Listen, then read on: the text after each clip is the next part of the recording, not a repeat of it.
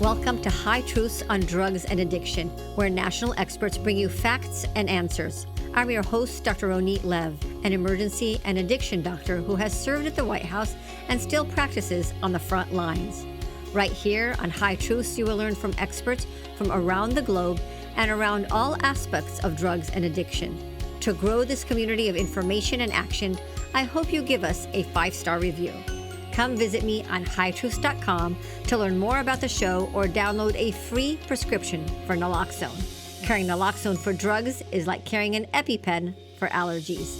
Today's episode is sponsored by Families Against Fentanyl. FAF is an organization set on attacking the supply chain of deadly illicit fentanyl. To learn more, visit familiesagainstfentanyl.org and sign their petition to declare illicit fentanyl a weapon of mass destruction.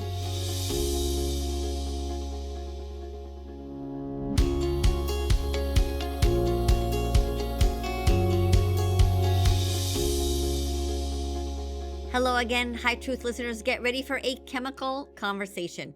I'm your host, Dr. Ronit Lev. Chemical, as in drugs, are chemicals. Fentanyl, methamphetamine, cocaine, and THC. You too can become a meth cook like in Breaking Bad, right in your own kitchen. In one pot or bottle, simply put anhydrous ammonia, pseudoephedrine tablets, water, and add a little lithium, and voila! Watch the chemical reaction, and you are left with a crystalline powder to smoke, snort, inject at your pleasure. But beware. This shake and bake method can explode into a giant fireball if oxygen enters the bottle. That explosion would surely dampen the high. To learn more about the chemistry of drugs, I reached out to a doctor of chemistry, Dr. Donna Nelson. Dr. Donna Nelson is a professor of chemistry at the University of Oklahoma. She served as a science advisor to the AMC television show Breaking Bad. She was president of the American Chemical Society and has written over 200 research publications, received numerous awards, and did presentations for professional societies, radio, television, and other media outlets. She has been sought after by the New York Times, the Wall Street Journal, and to add to that esteemed collection, we are fortunate to have her on High Truths and Drugs and Addiction. To learn more about Dr. Donna Nelson, check out the High Truths show notes. Dr. Donna Nelson, welcome to High Truths. Hi there. Nice to see you. Thank you so much for having me on your show. It's a great honor. No, it's great to have you here. And I thought we were going to have a lot of fun learning chemistry. I was actually a chemistry major in high school. I don't want to say that because then I expected to know a lot of chemistry, which I don't. It was just a stepping stone for me to get into medical school. But it'd be fun to go back because there's so much chemistry involved in drugs. And I think that'd be like fun to learn about again. And I thought I'd ask you at first about your background. Like, why did you choose to study chemistry? Well, my father and grandfather were both MDs. And so originally I was thinking that I might become a doctor. They were MDs in a very small town. So my father had taken over my grandfather's practice, and I was thinking I might take over my father's practice. But when back then, you didn't declare that you were pre-med the day that you set foot on campus. You waited until you were a junior or whatever. And so when he heard me talking about declaring that I was pre-med, he said, "You don't want to do that." He said, "You're not serious." And I said, "Yeah, why not?" And he said, "Think about everything that I've had to do." I mean, like I said, we were in a small town. He was the only doctor in a very large region of Oklahoma, a large portion of this county. So if a woman was having a baby at 2 a.m., he had to get up and go deliver that baby, drive to her house and deliver her baby in that house.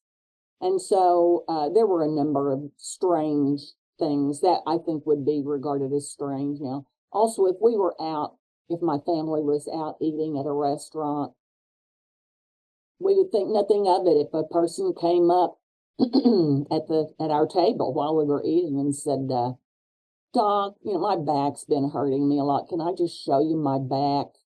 And you take a look at it in the restaurant, or if we were driving out to a restaurant and there was a wreck on the highway, he felt like it was his duty to pull over and assist any victims in the car and wait with them until the ambulance arrived. Yeah. And so that was our family's idea of what a good GP was. And he said, "Are you sure you want to do this?" And he gave me a lot more lecture. You want to deal with people who are extremely intelligent. You want to have life choices later on. You want lifelong learning and these things. And so I thought about it and I decided, you're right. I think that I'd rather be a professor. So it wasn't because you're a girl. Like girls don't become doctors. That's I heard that in my culture.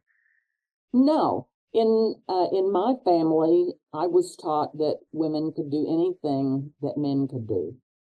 I was exceedingly supported. It was the opposite for me. Yeah, well, that's good to hear. But And you I think that's a good thing for me because a chemistry department has a very difficult environment for women. And I was going to ask you that. So you had a supportive family that got you to do that and be whatever you want to be, but you still in your time faced a glass ceiling. Well, I think I broke through it, Yeah. but it was very difficult.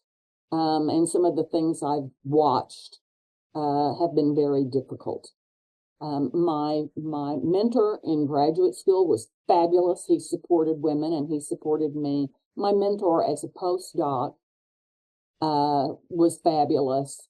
I didn't really experience any problems until I became a professor, where in a way you're competing with other professors, competing for lab space, competing for graduate students, competing for equipment, internal funding.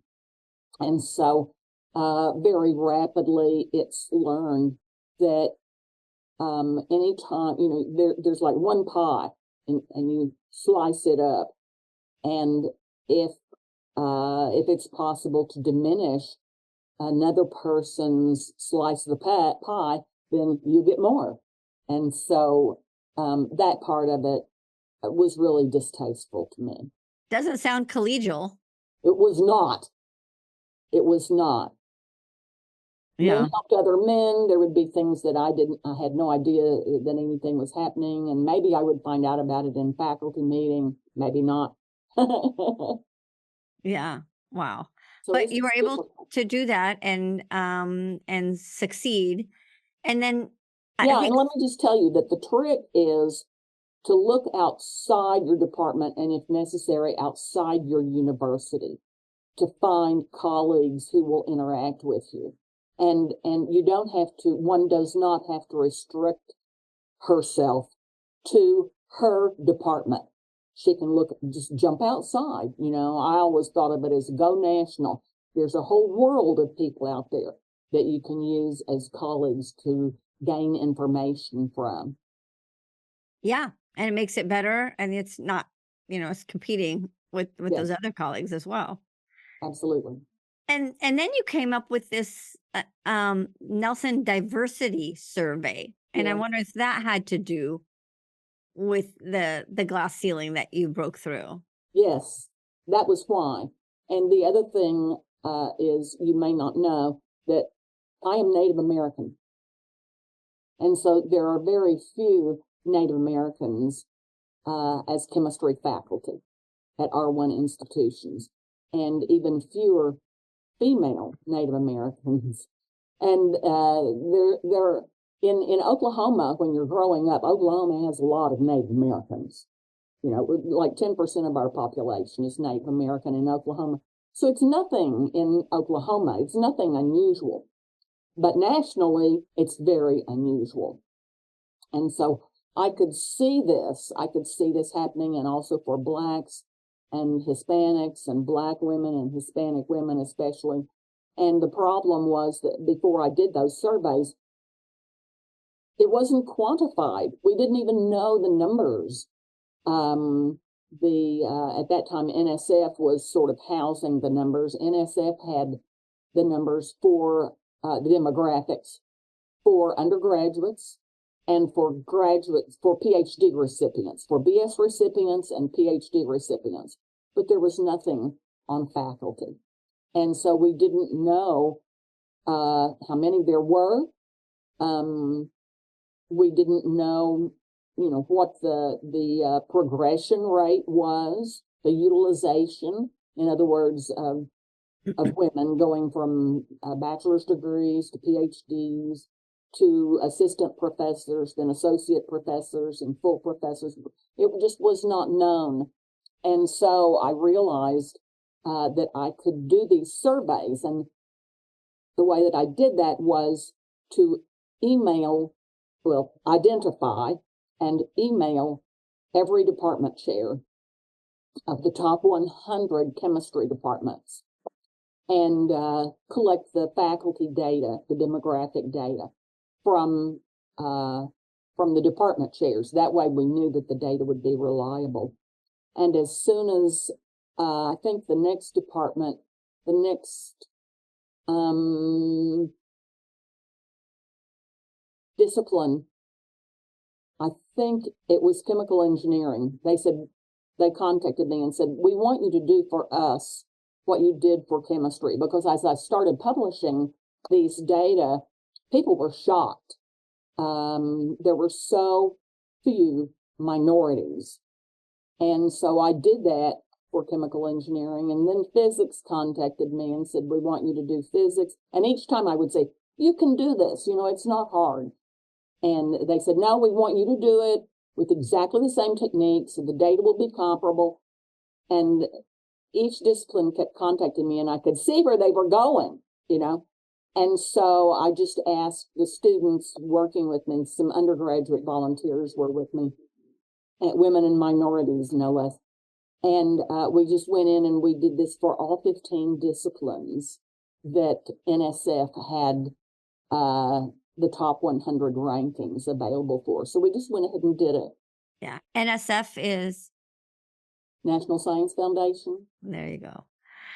So you went from, breaking the ceiling as faculty, and the Nelson Diversity Surveys, and then to show business, Breaking Bad and The Big Bang Theory. How did you do that? And what was that like? Well, I did more with Breaking Bad than with Big Bang Theory, quite honestly. I mean, I was on the show for Big Bang Theory a couple of times, or as they term it, inside Big Bang Theory, we visitors are known as Geek of the Week. That's fun. Yeah, I put that right on my resume. I thought that was hilarious.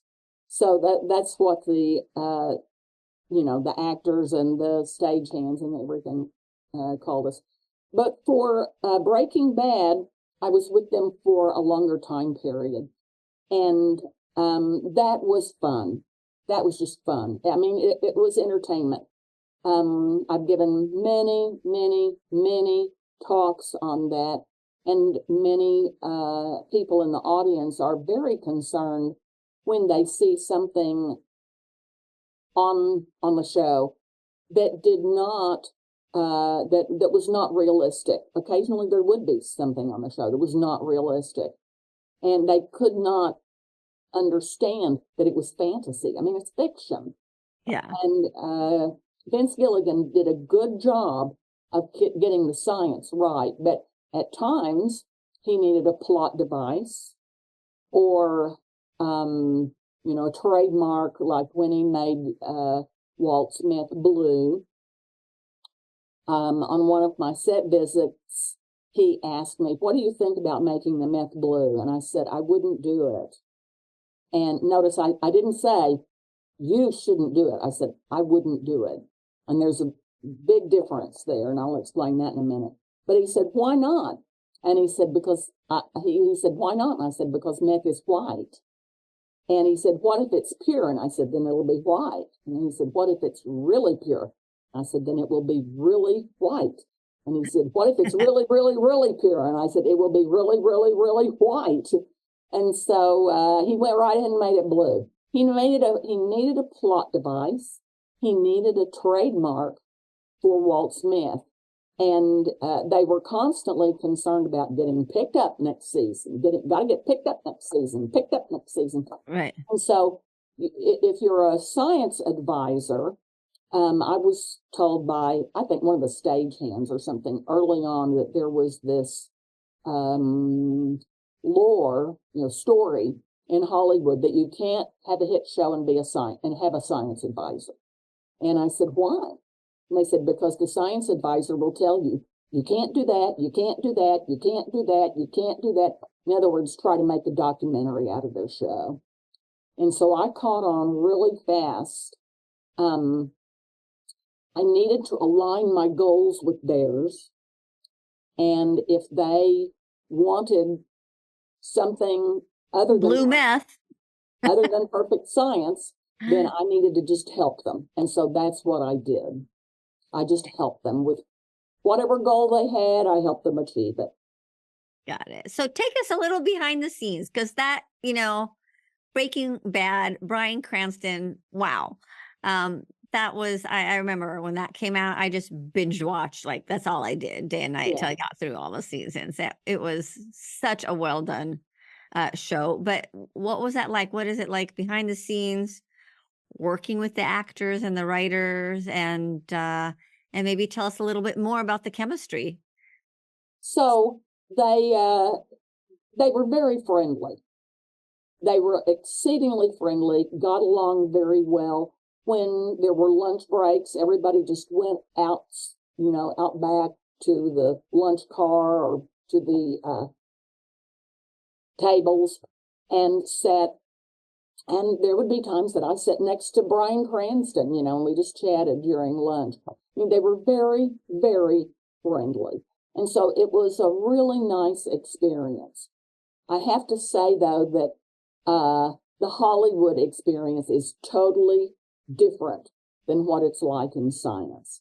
And I can explain some of that. I mean, it is a totally different world. Okay. So, for example, the first time that I went to Burbank, and the first time I walked through the door, I had my business card out and I was handing it to the receptionist, and she just looked at it and she didn't take it. She looked at it and looked back up at me and said, nobody uses business cards in Hollywood. So I put it back in my pocket and I said, I'm sorry, because I was thinking, I'm going to fit in here. I really want this to be a success.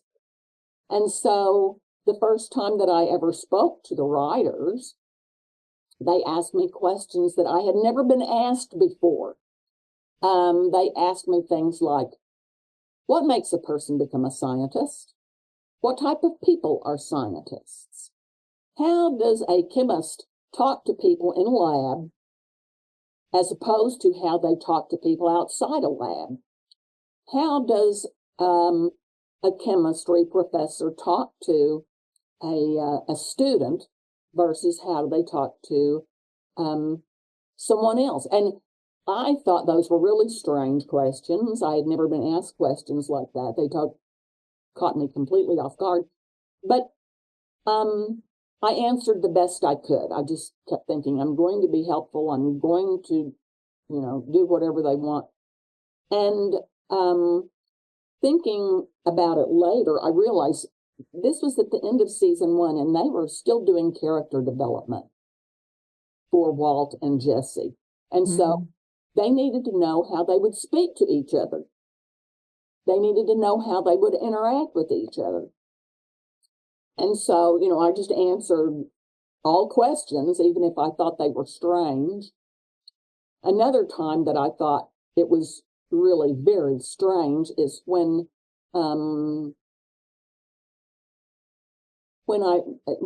we as chemists, I as a chemist, I was always thinking about, I want to be a good role model for the students. And so I never would discuss drug synthesis with them. I just would not discuss it because back then, when I first became a professor, we were constantly being asked, do you know how to make cocaine? And I just, I did not want to get into those discussions with the students.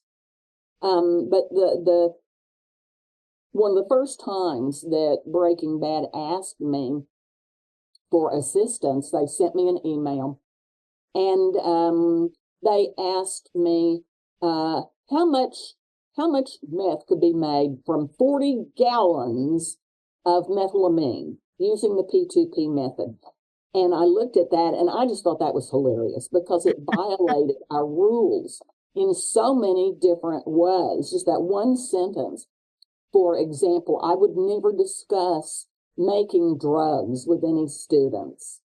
We use the gram metric system. We do not use pounds, and they wanted the answer in pounds. And in our labs, we use very tiny amounts. Add 2 drops of this to 3 drops of that. We certainly don't use large amounts, and I had never used 40 gallons of anything.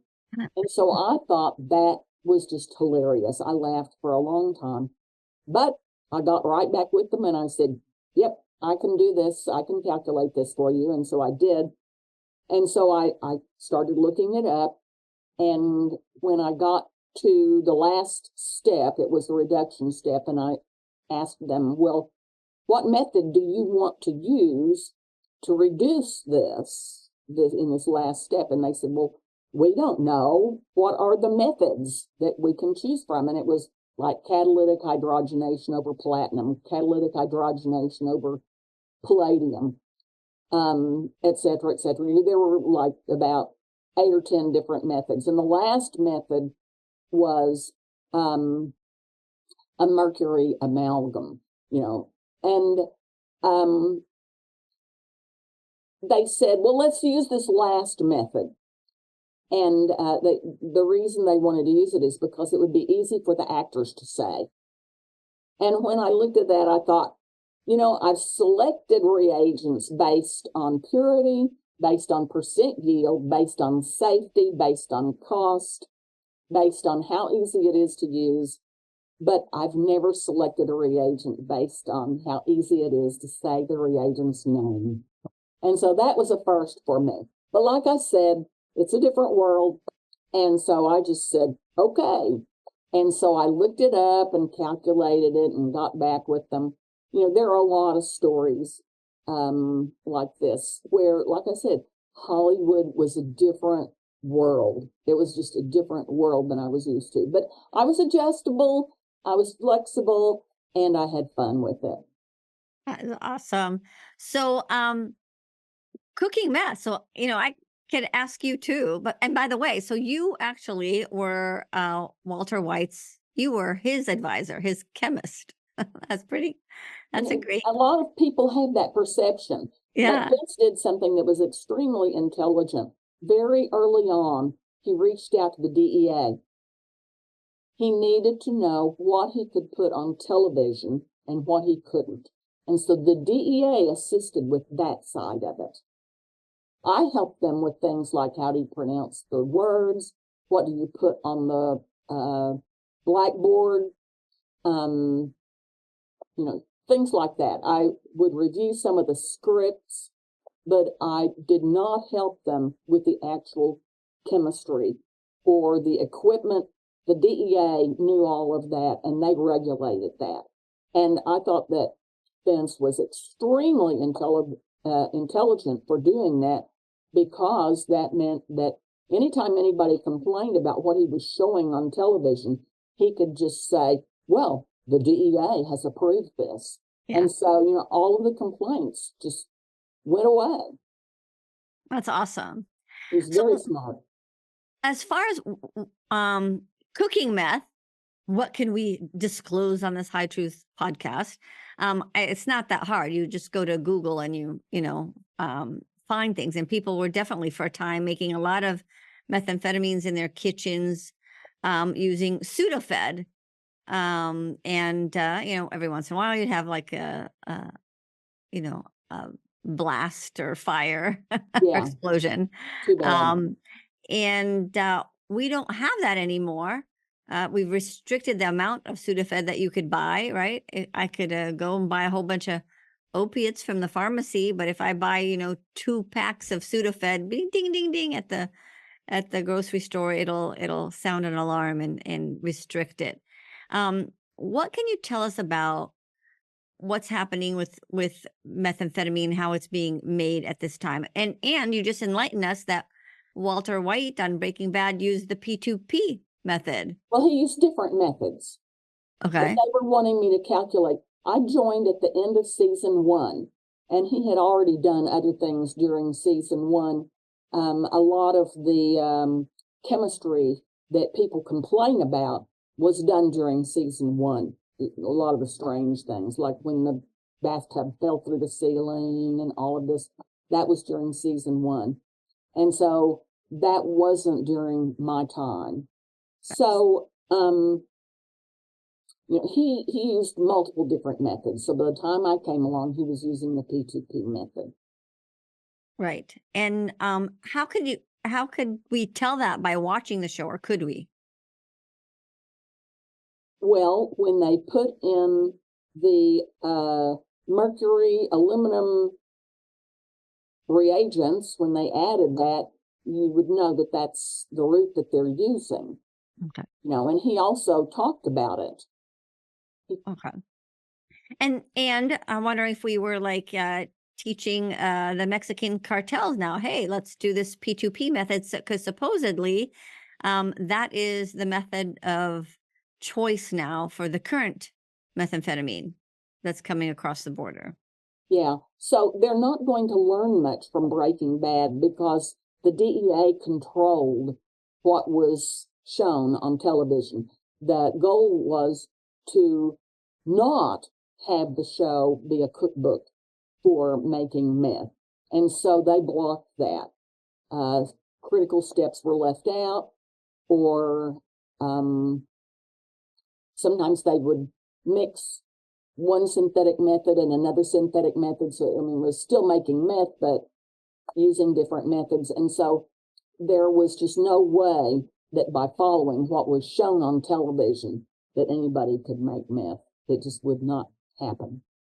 So let's talk about fentanyl, and maybe let's start with, how do you pronounce it right? Because you are, that's what you did on Breaking Bad. Tell people how to pronounce things. So Yeah. what are we doing wrong with the pronunciation of fentanyl? You pronounced it correctly. Fentanyl. Okay. So it has actually 2 correct spellings. Fentanyl or NIL. Both are accepted, but you see the former much more. A lot of people, including President Biden, say fentanyl, and there is a compound that is fentanyl. The OL suffix indicates it's an alcohol, and so it has an OH functional group on it, and that obviously is not fentanyl. And so when I first started realizing this, I was really disappointed, because I was thinking, oh my gosh, if we can't pronounce the name correctly, how are we going to conquer the problem? And, baby steps got to at least get so that we can pronounce the name correctly. I think that there's not so much confusion about this mispronunciation, because the fentanyl, which is an alcohol and which does exist, isn't studied much at all. Not much is done with it. And so, saying fentanyl, everybody just sort of says, yeah, and nods and goes on, because they know exactly what the person means, because the compound fentanyl isn't being researched much at all. I looked this up just to see, and there were like no reports for the last 15 years or something. It's just not of interest. So that's a good thing. That is one thing of my chemistry degree that I do remember. When there's a all at the end of the word, it means an alcohol. That's it. You got it. Methanol, ethanol, fentanyl. Right. Those are all alcohols, and that's not fentanyl, which is the problem compound. But is killing so many people. So let's learn from a chemist about fentanyl. Um, Illicit fentanyl versus the medical grade. How is that different from what I use in the hospital versus what's being sold illicitly on the street? Well, it's going to differ in a number of ways. For one thing, it's impure. What's on the street, what is used in the hospital, or what is obtained in the pharmacy is regulated by the DEA, and so it's safe. And the fentanyl that is out on the street, and I just lump it in with all street drugs. If a person goes out to purchase street drugs, it's like Russian roulette. They don't know what they're getting. There's no controls. There's no regulation. There's no protection from our government. It's just an illegal drug, and a person is taking a chance. And used to, it would be a chance that they might get sick. You know, they might have a really bad trip. But now they're taking a chance that they might die. So it's much worse now. It's much worse now. We don't know where it was made. We don't know who made it. We don't know the conditions under which it was made. And the concentration, right? The concentration Yes. is very different. Impure is an understatement. You have no idea what's in there. When that stuff is, I mean, you don't know what they put in there. Right. There's all sorts of other things, mannitol, or now the xylazines, or all these other adulterants that come with illicit drugs that when you get medications from a pharmacy, there is real quality control, where on the streets, you don't have that. Yeah, But the Food and Drug Administration will regulate a lot of this, or all of it, and so the street drugs are not regulated. All right. The other thing is, in the hospital, I use fentanyl in a liquid form. Now I'm conscious of whether I'm saying the word fentanyl right. Good. But it's in liquid form versus powder or pills that's on the street. Okay. And I don't know if that's a thing. Is it liquid because it's so diluted, because it's nanograms we measure it, versus that's the typical picture that DEA has, is that this 2 grains of salt can kill you, right? Yeah, but yet when I use it in the hospital, it's not 2 grains of salt. It's a bottle of liquid, and I take out 25, 50 micrograms. It's dissolved, and I've forgotten what it's dissolved in, but it's just dissolved. I mean, there are many solvents that will solvate fentanyl, and so I don't know exactly what you're using, but it's deadly. Yeah. How do you make it? Is it easy? Is that something that somebody with a college chemistry degree can do? Is it as easy? Like methamphetamine has reputation of being easy to make. Even in my days in chemistry, it's like, oh, we could make that ourselves. What about fentanyl? Is it more complicated, has more steps? So from what I understand, the cartels have been working on this and have gotten the steps down. Obviously. Yeah. And so they've reduced the number of steps to simplify the synthesis. And so it's much easier to make now. And I can't remember the exact synthesis. I looked at them, but every once in a while, a new synthesis will come out to just make it easier. And so they've adopted that. And from what I understand, you have to understand, I've never made it. And so from what I understand, it's becoming a lot easier, sadly. What about these precursors? We talk about, all these precursors are coming. It used to be that fentanyl came from China and under Trump administration visited China and said, let's stop that. And they actually did. They stopped making and transporting fentanyl to the United States, but instead they just started sending these precursors to Mexico and just teaching the cartels how to make the fentanyl. So what are these precursors? Well, I don't know. I mean, I don't remember, but that is correct. This is what I hear, is that the precursors are made in China. They're shipped over to Mexico, and in Mexico, the compound is synthesized there, and then it's smuggled across the border. All right. And then these precursors tend to be like common legal chemicals. Well, I don't know if they're legal now or not. Mm-hmm. I mean, in the U.S., I don't think they would be legal. As soon as the U.S. identifies a compound as being just a step or two away from an illegal compound, they start watching that and regulating it as well.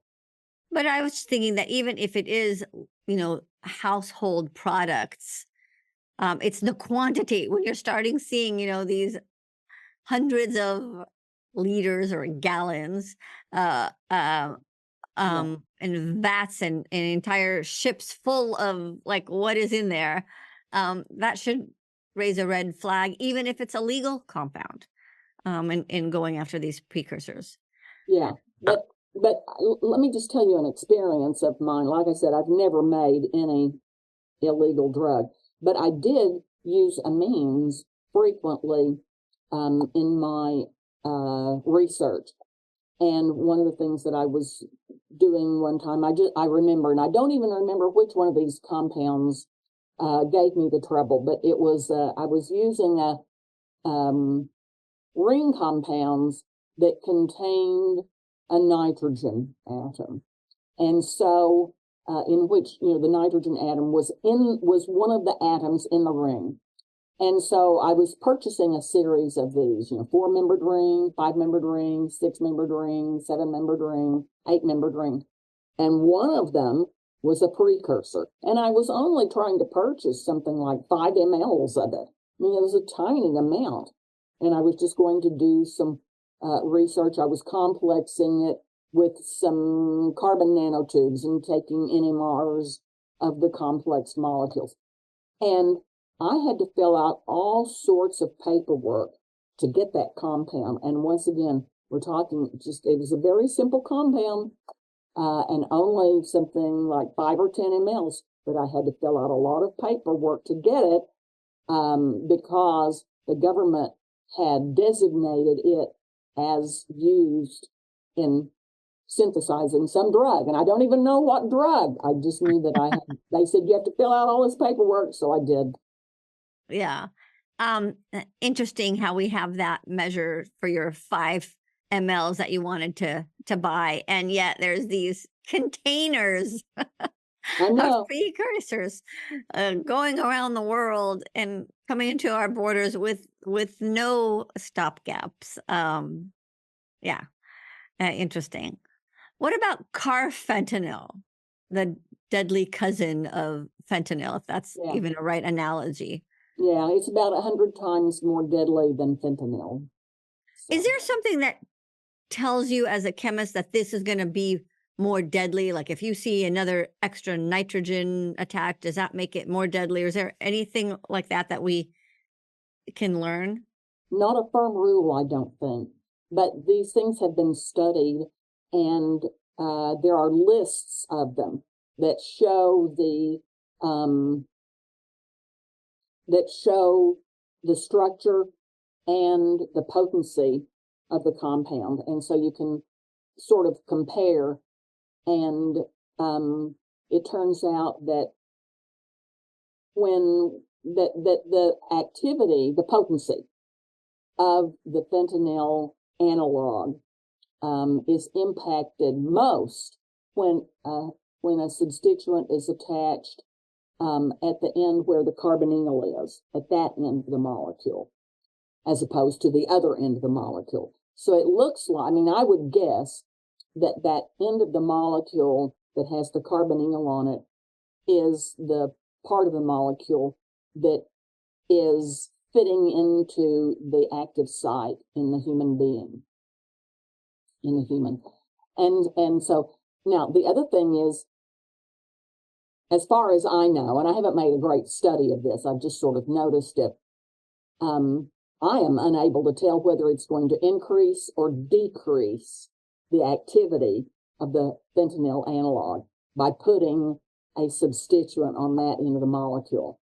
You know, it's something where you just have to put the substituent on it and see what the effect was. So putting a substituent on that end of the molecule can increase the potency, but it might decrease the potency. There's no hard and fast rule that I know of. No way to predict. Interesting. So there might be, but I don't know it. Trial and error. So, and I guess we found that out about carfentanil the hard way, right?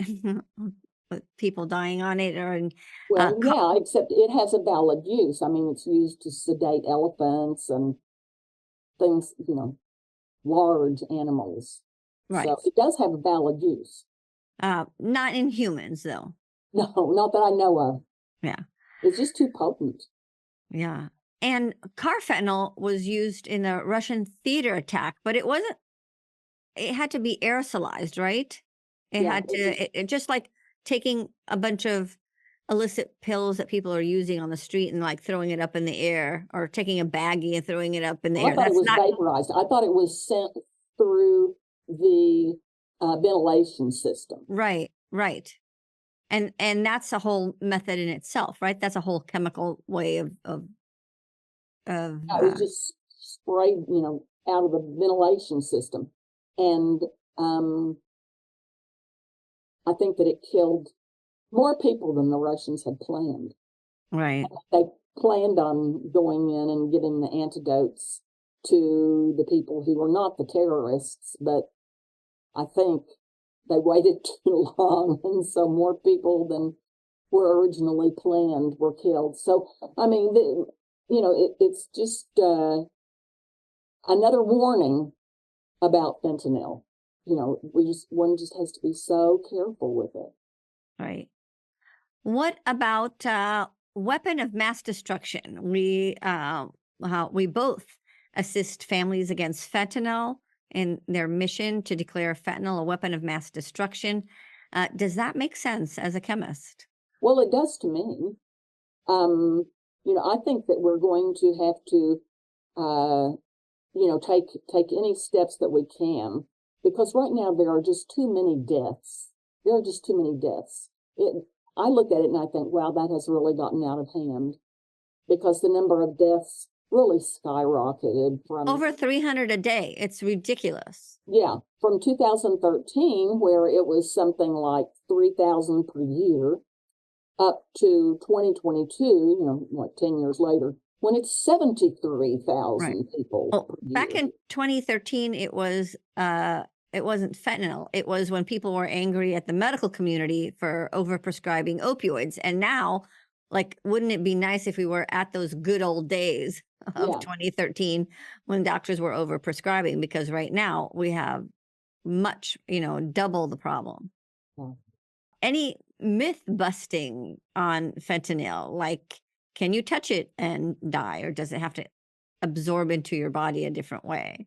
I understand that touching it is not a problem, because there are people who have to use these fentanyl patches or whatever for pain medication. And so that is, you know, solid fentanyl on the patch, or, you know, and people have told me that they have helped family members put the patches on, and they've actually touched the patch, and it does not come through, you know, in their fingertips, so it does not impact them. So, you know, I don't know exactly how the patch works. You would know more about that than I do, I suspect. Yeah, even with the patch, it has to be designed to have another chemical absorbent to get into your body, and it's designed in a way to have small amounts over a length period of time. It's not giving you all the drug bolus. It's controlled through that layer in the patch. But right, I touch fentanyl all day, and I'm not, overdosing. So I think that's probably the biggest myth, that these people responding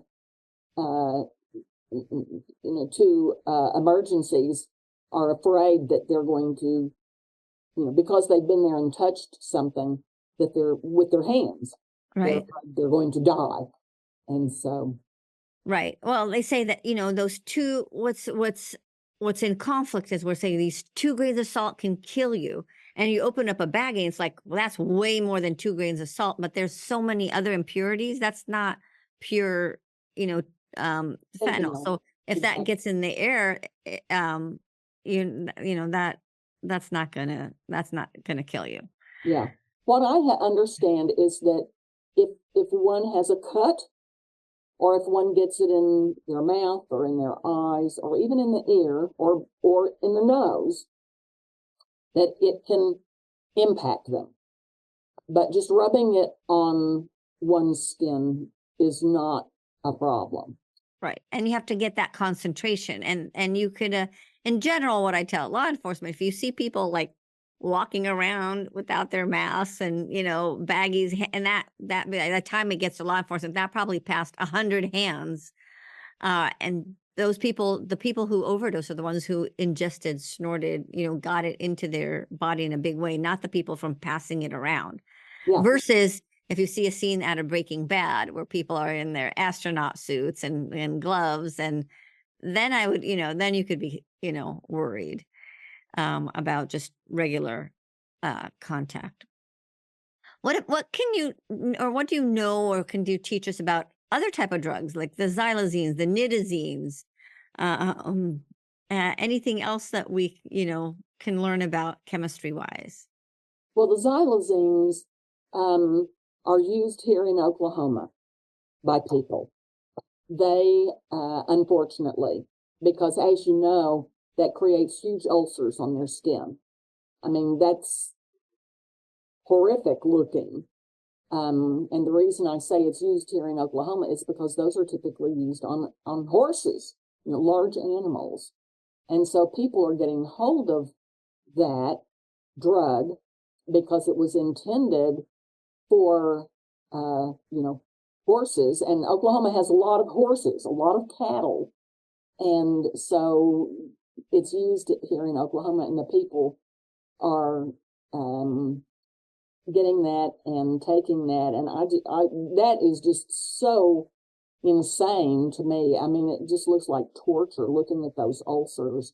And these are large ulcers, on their legs or develop on their stomach or whatever. And I mean, it has to be exceedingly painful. I cannot imagine somebody taking that, but they are apparently. Well, the xylazine also has an anesthetic component, so when you're in pain, you actually inject it into the wound to help with the pain. But then that makes your pain, that makes your ulcer worse. So it's a perpetual problem. But that's the power of addiction. That's what addiction does when you are have a chronic relapsing brain disorder like that. Bad. So you've been president of the American Chemical Society, and you continue to host conferences, huge conferences, like right, thousands of people who attend that.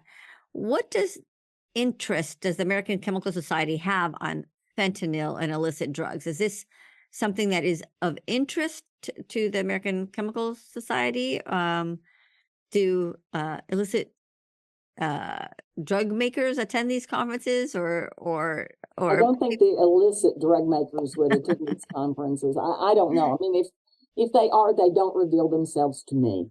Yeah. But yes, the American Chemical Society is helping us by permitting us to have these symposia. And the way that I view these symposia is it brings together the community. So the people who are working on fentanyl in different aspects can get to know each other. And it can help us to solve this problem faster.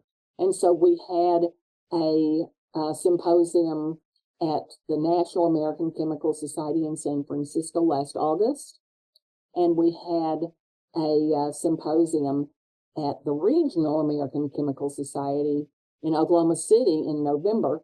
And then we just a couple of weeks ago, had a symposium at the American Association for the Advancement of Science, the AAAS.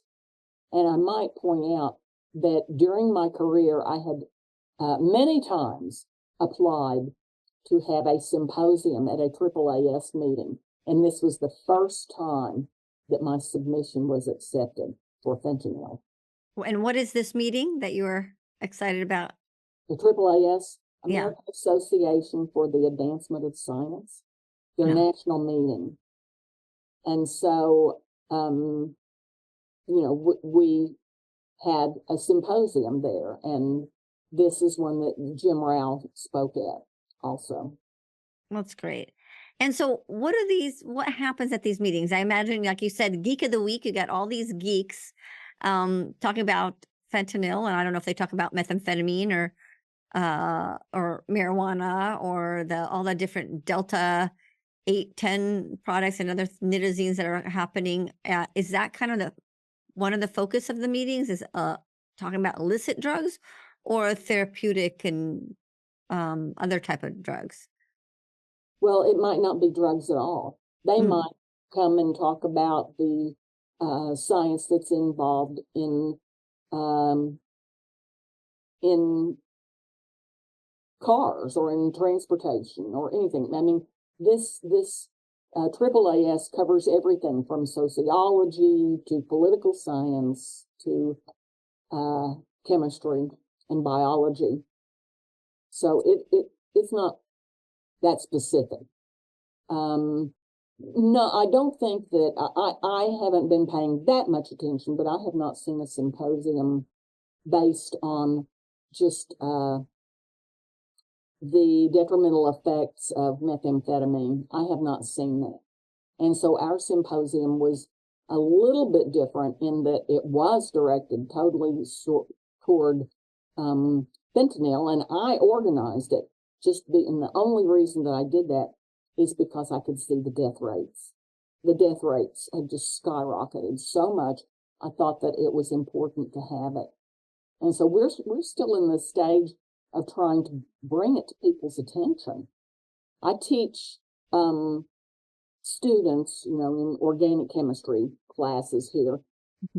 And some of the students are aware of it because they've had friends or relatives die from experimenting with fentanyl, but others are not aware of it. And so, of course, what I tell the students, and these are students, many of them, might start experimenting with drugs. And so what I tell them is stay away from street drugs. It's like playing Russian roulette. Just stay away from street drugs. They're not regulated. You don't know what you're getting if you go out and purchase a street drug. And in Oklahoma, marijuana is legal now. But a person who takes medical marijuana might look at it and say, well, at my dispensary, it's really expensive. But this marijuana available on the street is really cheap. I'll just go buy what's on the street. But the problem is you don't know what you're getting. It can be sprayed with fentanyl, or synthetics or whatever else. Yeah. You don't know what you're getting if you buy it off the street. You can't trust your drug dealer, even Walter White, right? Absolutely. So that's the main goal. That's the main message on that. To stay away from street drugs.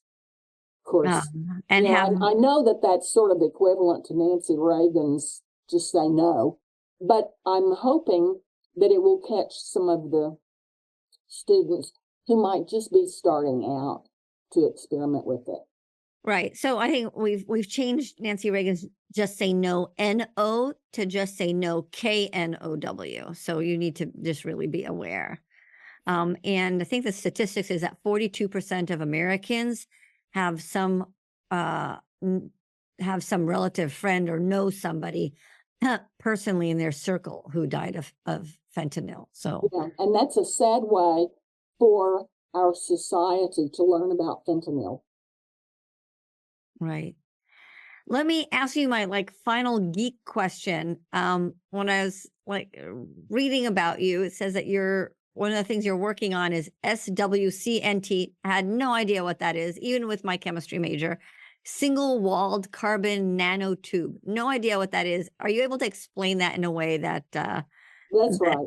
I Well, could it was I could understand? yeah, it was a Nobel Prize winning discovery, not for me, but the person that synthesized single-walled carbon nanotubes. It was a fourth form of carbon, and I used to have a structure of it up there on my bureau up there, but I don't anymore. But it looks sort of like a roll of chicken wire, okay, where it's benzene rings, just a whole mass of benzene rings, and it's tubular, single-walled carbon nanotubes. And so we were studying those to see if we could put substituents on them, or if the compounds complexed on them, and how the compound was impacted when it was complexed to the single-walled carbon nanotube. And we measured that by using nuclear magnetic resonance, NMR. And so, we studied that for a while. I'm not doing that anymore. I have migrated through different projects, and I guess I quit doing that about 10 years ago. What is the usefulness of that? Well, one that we saw was that there are certain compounds that can be very useful, be active in the body, and that activity could depend upon the steric effects of a substituent. And of course, we had tried different substituents, the T-butyl group being a fairly large group, and larger and larger. And we tried putting a single-walled carbon nanotube on that substituent, and as a substituent on that molecule, and it worked. I mean, it was really bulky, which is exactly what you would think. So there's a chance that it could be used, in some pharmaceuticals, but I'm not doing that. I haven't done that. What are you doing now? Working on fentanyl. What is your hopes on working on fentanyl? Well, decrease the death rates. I'd like to see that. Also, teaching, organic chemistry teaching. You may have heard that a lot of people say, oh, organic chemistry is so horrible. Many times I've talked to people and they would say, I started out to be a doctor, but then I took organic chemistry. And so, so many people are discouraged by that. And so I decided that I really want to try to make this easier. So I think I finally did discover a way. And what I did is I gave the students, and this is large class teaching. I've had classes that are as large as 380 students in my undergraduate organic chemistry class. So that's a large class. It is like the opposite of tutoring. So how do you deliver the content to a class that large? And of course, you've got 380 students that are all different. They are not like stamped out by a cookie cutter. These students are all different. They have different ways of learning. And so they have to find what's right for them. So what I did is I gave them 3 ways to learn the material.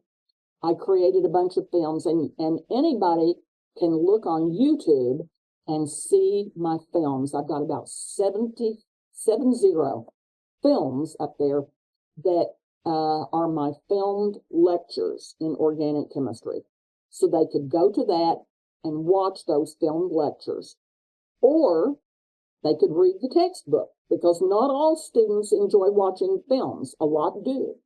Some of the students said, I like reading the material. So not that many. Most of the students really enjoy watching videos now. So they can either watch the videos for class that day, or they can read, and I use the flipped class technique. So they had to watch the video or read that section of the book before they came to class. So that's 2 ways that they could take in the material. And the third way was in class, I used this, what's called Socratic method. I would bring in many questions. These were multiple choice questions.